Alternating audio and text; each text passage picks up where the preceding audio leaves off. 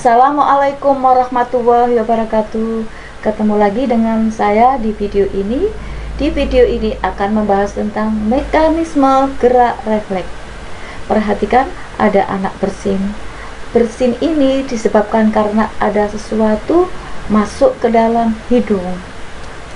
Terus ada lagi gambar di mana ada bagian tubuh yang terkena api. Nah, bagian tubuh langsung mendadak ditarik. Nah, gerak tersebut adalah termasuk gerak refleks atau gerak tidak sadar. Mengapa di dalam tubuh kita bisa terjadi gerak refleks?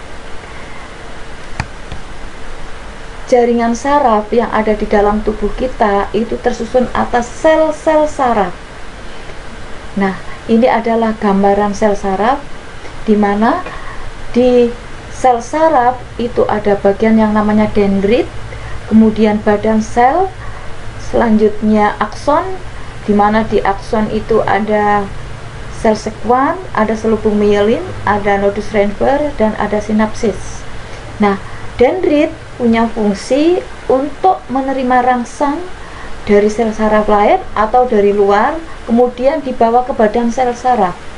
Nah, di badan sel saraf ini nanti diteruskan ke akson. Mana akson? Akson adalah yang ini, ya. Nah, di badan sel itu ada nukleus atau inti sel. Nah, nukleus itu punya fungsi mengendalikan kerja sel saraf. Sekarang kita masuk di akson. Di akson ada yang namanya sel sekuan. Sel sekuan itu fungsinya memproduksi selubung mielin, di mana selubung mielin adalah fungsinya melindungi akson, juga untuk memberi nutrisi pada akson. Kemudian nodus Reinforth ini adalah tempat terjadinya pertukaran muatan ion, sehingga terjadi ada rambatan impuls, rambatan rangsang dari sel saraf satu ke sel saraf yang lain, ya. Nah, itu fungsi dari bagian-bagian sel saraf. Ini adalah gambaran bagaimana kerja bagian-bagian dari sel saraf. Jadi rangsang yang diterima oleh dendrit bisa dari sel saraf lain atau bisa dari luar, misalnya dari indera, kemudian disampaikan ke badan sel diteruskan ke akson menuju ke sel saraf yang lain. Nah, berdasarkan fungsinya sel saraf ada 3 macam. Ada sensorik atau aferen, motorik atau eferen, penghubung atau interneuron. Masing-masing punya fungsi. Untuk sensorik punya fungsi menerima rangsangan dari luar tubuh atau reseptor untuk disampaikan ke otak, atau mengirim impuls ke indera kemudian disampaikan ke otak. Nanti di otak, kalau melalui otak rangsang itu diolah dulu. Kemudian untuk motorik, mengirimkan impuls atau rangsang dari saraf pusat, otak dan sumsum tulang belakang untuk disampaikan ke efektor. Efektor itu apa? Adalah otot, kelenjar, kemudian rambut, ya. Itu.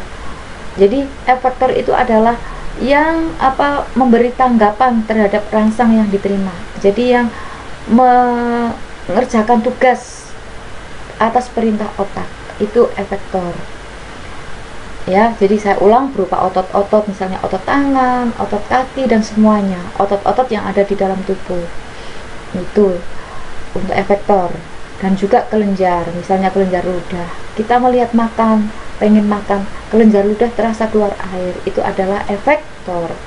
Kemudian penghubung atau konektor atau interneuron adalah saraf yang menghubungkan saraf sensorik dengan motorik. Jadi saraf penghubung ini berada di saraf pusat, yaitu di otak dan juga di sumsum tulang belakang.